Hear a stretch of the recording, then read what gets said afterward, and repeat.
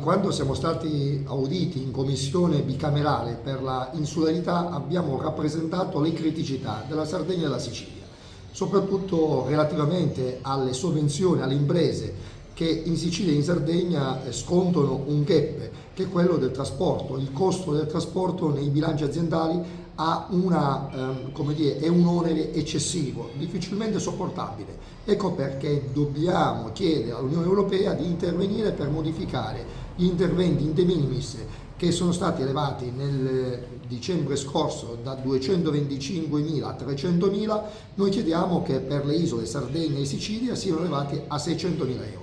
Questo non servirà per alterare il mercato, ma invece servirà proprio per mantenere, per garantire una equa concorrenza tra gli Stati, soprattutto in quelle regioni verso cui bisogna attuare una seria politica di coesione economica, geografica e territoriale.